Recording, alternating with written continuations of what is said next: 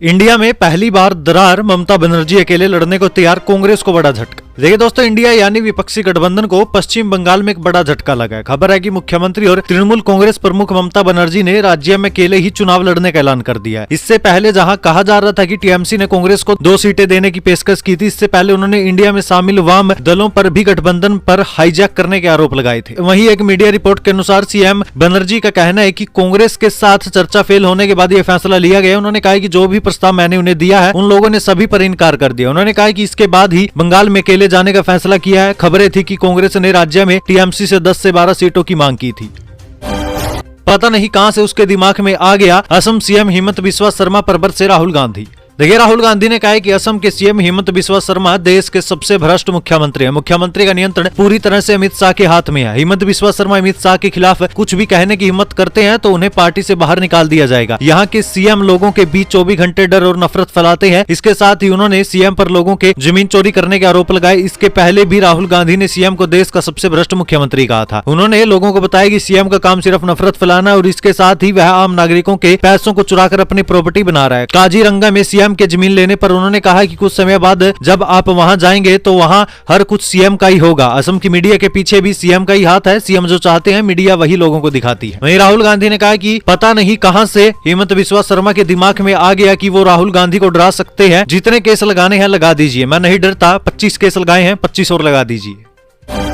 क्या 16 अप्रैल को होंगे लोकसभा चुनाव? इलेक्शन कमीशन ने वायरल दावों की बताई सच्चाई। देखिए दोस्तों, दिल्ली के मुख्य चुनाव अधिकारी ने मंगलवार को इस चर्चा को खारिज कर दिया था कि 2024 का लोकसभा चुनाव 16 अप्रैल को होगा। देखिए, सोशल मीडिया पर सीईओ के कार्यालय से एक पत्र सामने आने के बाद से मतदान की तारीख की चर्चा छिड़ गई थी। वायरल हो रही अधिसूचना में कहा गया कि भारत के चुनाव आयोग ने संदर्भ के उद्देश्य से और चुनाव योजना में प्रारंभ और समाप्ति तिथियों की गणना के लिए अस्थायी रूप से मतदान दिवस 16 अप्रैल 2024 दिया था। दिल्ली के सीईओ कार्यालय की ओर से पोस्ट में कहा गया कि मीडिया के कुछ सवाल एक सर्कुलर का हवाला देते हुए आ रहे हैं ताकि स्पष्ट किया जा सके कि क्या 16 अप्रैल 2024 लोकसभा चुनाव के लिए अस्थायी मतदान दिवस है। यह स्पष्ट किया जाता है कि इस तारीख को लेकर केवल अधिकारियों के लिए ईसीआई की चुनाव योजना के अनुसार गतिविधियों की योजना बनाने के संदर्भ के लिए किया गया था। वहीं दिल्ली सीईओ कार्यालय की ओर से एक फॉलो अप पोस्ट में भारत के चुनाव आयोग को भी टैग किया गया, जिसने स्पष्टीकरण दोबारा पोस्ट किया। खबर के मुताबिक सूत्रों ने बताया है कि चुनाव की योजना बनाते समय केवल संदर्भ तारीख निर्धारित करने की प्रक्रिया मानक अभ्यास है। लोकसभा चुनाव के लिए वास्तविक तारीख की अभी पुष्टि नहीं हुई है।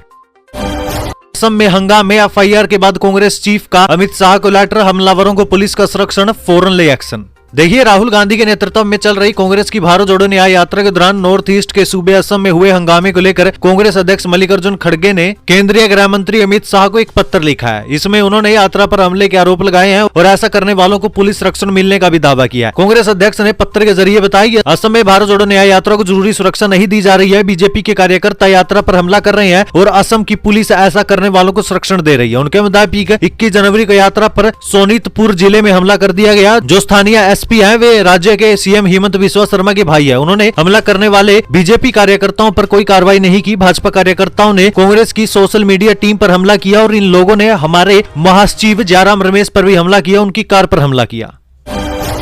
इसे कहते हैं मोदी की गारंटी। कर्पूरी ठाकुर को भारत रत्न मिलने पर बिहार के नेता हुए गदगद, जेडीयू ने नीतीश को दिया क्रेडिट। देखिए, जननायक कर्पूरी ठाकुर को भारत रत्न देने की घोषणा पर हिंदुस्तानी आवाम मोर्चे के संरक्षक एवं पूर्व मुख्यमंत्री जीतन राम मांझी ने भी खुशी जताई है। मांझी ने कहा है कि यह संपूर्ण बिहार वासियों का सम्मान है, ये नरेंद्र मोदी ही कर सकते थे, ये हमारी पुरानी मांग थी। उन्होंने कहा कि ये साबित हो गया कि मोदी की गारंटी मतलब क्या होता है। धन्यवाद अमित शाह और प्रधानमंत्री नरेंद्र मोदी जी, आप है तो भरोसा है। इसी तरह बिहार के श्री कृष्ण सिंह और पर्वत पुरुष दशरथ मांझी को भी भारत रत्न मिलना चाहिए। वहीं विधान परिषद के सभापति और जदयू नेता देवेंद्र चंद्र ठाकुर ने जननायक कर्पूरी ठाकुर को भारत रत्न से अलंकृत करने के लिए मुख्यमंत्री नीतीश कुमार को भी बधाई दी। उन्होंने कहा कि कर्पूरी जी के निधन के बाद से नीतीश कुमार केंद्र सरकार से ये मांग कर रहे थे, लेकिन किसी कारण से मांग पूरी नहीं हो पा रही थी। ठाकुर ने कहा कि ये नीतीश कुमार के संघर्ष का ही परिणाम है कि केंद्र सरकार जननायक को ये सर्वोच्च सम्मान देने के लिए सहमत हुई।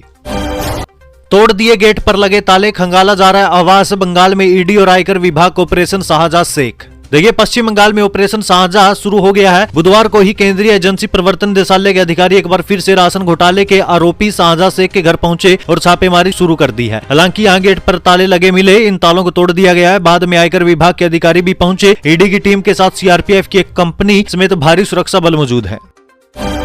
हरियाणा में आजाद हिंद फौज के 2 जवान जिंदा, रेवाड़ी में रह रहे मंगल सिंह और हरीश सिंह, सीएम मनोहर ने डीसी को घर भेजा। देखिए दोस्तों, आजाद हिंद फौज में शामिल होकर नेताजी सुभाष चंद्र बोस के साथ आजादी की लड़ाई में हिस्सा लेने वाले 2 स्वतंत्रता सेनानी आज भी जीवित है। जी हाँ, दोनों हरियाणा में रेवाड़ी जिले के रहने वाले हैं। मंगलवार को ही आजाद हिंद फौज के संस्थापक सुभाष चंद्र बोस की 127वीं जयंती पर प्रधानमंत्री और मुख्यमंत्री की तरफ से रेवाड़ी डीसी राहुल हुड्डा ने 103 वर्षीय स्वतंत्रता सेनानी मंगल सिंह व 105 वर्षीय हरि सिंह के पैतृक गाँव कोसली व भूरथला स्थित घर पर पहुंचकर उन्हें शॉल ओढ़ाकर सम्मानित किया। डीसी ने स्वतंत्रता सेनानी मंगल सिंह और स्वतंत्रता सेनानी हरि सिंह का हालचाल पूछते हुए उनके स्वस्थ जीवन की कामना की। स्वतंत्रता सेनानी मंगल सिंह व हरि सिंह की कहानी, अनुभव व संस्मरण सुनकर डीसी ने कहा कि ऐसी महान विभूतियां हमारे लिए आदर्श हैं। देश में कोई राम लहर नहीं है, प्राण प्रतिष्ठा के बाद बोले राहुल गांधी। हिमंत बिस्वा शर्मा पर भी हमला। देखिए, देश में कोई राम लहर नहीं है, ये बात कांग्रेस सांसद राहुल गांधी ने कही है। अयोध्या में प्राण प्रतिष्ठा के एक दिन बाद मंगलवार को ही राहुल गांधी असम के गुवाहाटी में मीडिया से बातचीत कर रहे थे। राहुल गांधी ने प्राण प्रतिष्ठा को पीएम मोदी का कार्यक्रम बता डाला। वहीं असम में न्याय यात्रा पर एफआईआर पर राहुल गांधी ने मुख्यमंत्री हिमंत बिस्वा शर्मा पर भी निशाना साधा। साथ ही एक बार फिर उन्होंने हिमंत बिस्वा शर्मा को देश का सबसे करप्ट सीएम बता दिया। राहुल ने कहा कि हमारी यात्रा के दौरान कोई विरोध प्रदर्शन हुआ ही नहीं। भाजपा के लोग मेरी तरफ हाथ हिला रहे थे, मैं उनकी तरफ फ्लाइंग किस कर दे रहा था। साथ ही राहुल गांधी ने यह भी कहा कि हमारी न्याय यात्रा रोककर असम के मुख्यमंत्री हमारी एक तरह से मदद ही कर रहे हैं। आरक्षण पर महाराष्ट्र में कुछ बड़ा होने वाला है, 400 जातियों के महासंघ के राष्ट्रीय अध्यक्ष ने दी चेतावनी। देखिए, महाराष्ट्र में मराठा आरक्षण को लेकर मनोज जरांगे पाटिल 26 जनवरी से आजाद मैदान पर अनशन करने के लिए पदयात्रा पर निकले हैं। तो वहीं ओबीसी समाज की 400 जातियां एक हो गई है। उनका कहना है कि किसी भी हाल में ओबीसी समाज के कोटे से मराठाओं को आरक्षण नहीं देने दिया जाएगा। जरांगे पाटिल सरकार को ब्लैकमेल करने का तरीका अपना रहे हैं। ये बात राष्ट्रीय ओबीसी महासंघ के राष्ट्रीय अध्यक्ष बबन राव तायवाड़े ने कही है। भूल जाएंगे पुरानी पेंशन, एनपीएस में भारी बदलाव की तैयारी कर रही है सरकार, अंतरिम बजट में हो सकती है घोषणा। देखिए, सरकार नेशनल पेंशन सिस्टम यानी कि एनपीएस को आकर्षक बनाने के लिए अंतरिम बजट में कुछ घोषणाएं कर सकती है। वित्त मंत्री निर्मला सीतारमण 1 फरवरी को अंतरिम बजट पेश करेगी। ये उनका 6ठा बजट होगा। सरकार 75 वर्ष से अधिक आयु के वरिष्ठ नागरिकों के लिए योगदान तथा निकासी पर कर रियायतें बढ़ाकर एनपीएस को और अधिक आकर्षक बना सकती है। पेंशन फंड नियामक पीएफआरडीए ने नियोक्ताओं द्वारा योगदान के लिए टैक्सेशन के मोर्चे पर कर्मचारी भविष्य निधि कार्यालय में समानता का अनुरोध किया। इस संबंध में कुछ घोषणाएं अंतरिम बजट में किए जाने की उम्मीद है। वर्तमान में कर्मचारियों के लिए कोष निर्माण में नियोक्ताओं के योगदान में असमानता है, जिसमें कॉर्पोरेट द्वारा मूल वेतन तथा महंगाई भत्ते के 10% तक के योगदान को एनपीएस योगदान के लिए कर से छूट दी गई है, जबकि ईपीएफओ के मामले में ये 12% है। सिंधिया ने चंबल में दिया कांग्रेस को तगड़ा झटका, 228 नेताओं को बीजेपी में कराया शामिल। देखिए, ज्योतिरादित्य सिंधिया ने चंबल में कांग्रेस को एक बार फिर से बड़ा झटका दे दिया। इस बार सिंधिया ने मुरैना जिले के तमाम पदाधिकारी समेत 228 कांग्रेसियों को बीजेपी में शामिल करके कांग्रेस की हालत खराब कर दी है। पिछले दिनों सिंधिया ने मुरैना से कांग्रेस के पूर्व विधायक राकेश मावई को भी बीजेपी में शामिल करके कांग्रेस को करारा झटका दिया था। अब राकेश मावई की अगुवाई में ही 228 कांग्रेसियों ने बीजेपी ज्वाइन करके कांग्रेस को अलविदा कह दिया। ज्ञानव्यापी में वजू खाने के सर्वे की याचिका पर नहीं हो सकी सुनवाई, सामने आई ये वजह। देखिए, वाराणसी के ज्ञानव्यापी विवाद में ज्ञानव्यापी परिसर के वजू खाने का भी एएसआई से सर्वेक्षण कराए जाने की मांग वाली अर्जी पर इलाहाबाद हाईकोर्ट में सुनवाई नहीं हो सकी। जस्टिस मनीष कुमार निगम ने खुद को सुनवाई से अलग किया। मामला चीफ जस्टिस को रेफर किया गया। अब चीफ जस्टिस द्वारा नामित कोई नई बैच मामले की सुनवाई करेगी। 31 जनवरी को मामले की सुनवाई हो सकती है। राखी सिंह की तरफ से अर्जी दाखिल की गई थी। वाराणसी की जिला अदालत के फैसले के खिलाफ याचिका दाखिल की गई है। रवि शास्त्री को मिला बीसीसीआई का सबसे बड़ा अवार्ड, फारूक इंजीनियर को भी किया गया सम्मानित। देखिए, हैदराबाद में भारतीय क्रिकेट कंट्रोल बोर्ड के सालाना अवार्ड्स के समारोह का आयोजन किया गया। साल 2019 में पहली बार बीसीसीआई अवार्ड का आयोजन किया गया था। उसके बाद ये दूसरी बार है जब बीसीसीआई अवार्ड का आयोजन किया गया है। बीसीसीआई ने भारतीय टीम के पूर्व कोच रवि शास्त्री को CK Naidu lifetime achievement award से सम्मानित किया। ये अवार्ड बीसीसीआई का सबसे बड़ा अवार्ड है। रवि शास्त्री के अलावा पूर्व भारतीय खिलाड़ी फारूक इंजीनियर को भी लाइफ टाइम अचीवमेंट अवार्ड दिया गया है।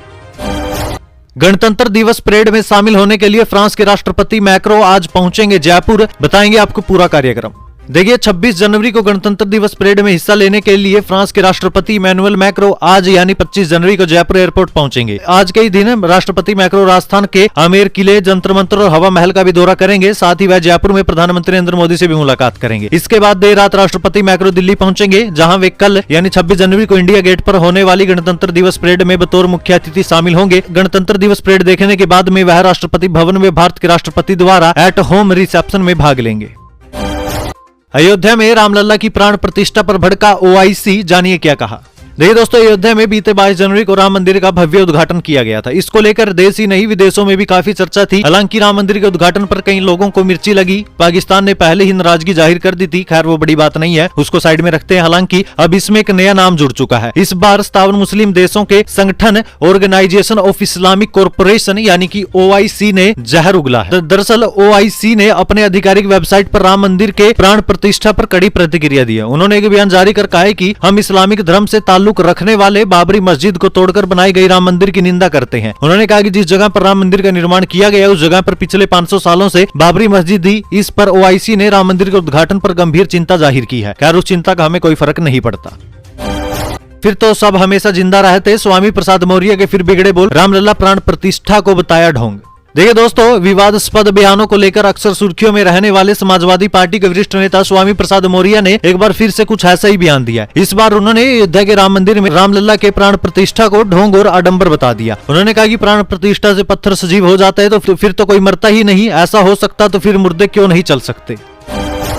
पेट्रोल और डीजल पर सरकार देगी बम्पर तोहफा, कीमतों में होगी तगड़ी गिरावट, जब बताएंगे आपको अपडेट। देखिए दोस्तों, वैश्विक बाजार में कच्चे तेल की कीमतों में उथल पुथल से भारत में पेट्रोल और डीजल के दाम 7वें आसमान पर दर्ज किए जा रहे हैं। अगर आप पेट्रोल डीजल की कीमतों से परेशान है तो फिर चिंता न करें, क्योंकि सरकार अब जल्दी ही इसके दाम में कटौती करने पर विचार बना रही है। माना जा रहा है कि सरकार इस बार आम बजट में पेट्रोल और डीजल के दाम कम कर सकती है, जिससे ग्राहकों को बम्पर फायदा होगा। पिछले कई महीनों से कुछ शहरों में पेट्रोल तो 100 रुपए से भी पार बिक रहा है, जबकि डीजल भी 90 के ऊपर ही दर्ज किया जा रहा है। इससे ग्राहकों की जेब पर भारी असर पड़ रहा है। केंद्र सरकार ने कीमतों को लेकर आधिकारिक तौर पर तो अभी तक कुछ नहीं कहा, लेकिन मीडिया की खबरों में दावा किया जा रहा है कि पेट्रोल के दाम कम हो सकते हैं। ईरान और पाकिस्तान की लड़ाई में कूदा चीन, जिनपिंग ने पाकिस्तान को दिया ये भरोसा। देखिए, ईरान और पाकिस्तान के बीच हालिया एयर स्ट्राइक के बाद से तनाव बढ़ गए हैं। दोनों देशों ने एक दूसरे पर स्ट्राइक की है, जिसको लेकर दोनों ने ही आतंकी ठिकानों को निशाना बनाने का दावा किया। अब चीन ने पाकिस्तान का खुला समर्थन किया और कहा है कि वो पाकिस्तान को संप्रभुता और टेरिटोरियल इंटीग्रिटी बनाए रखने में मदद करेगा। भारत के चाणक्य ने हूतियों के हमले और महंगे रूसी तेल का निकाला तोड़, ये मुस्लिम देश बनेगा तारणहार।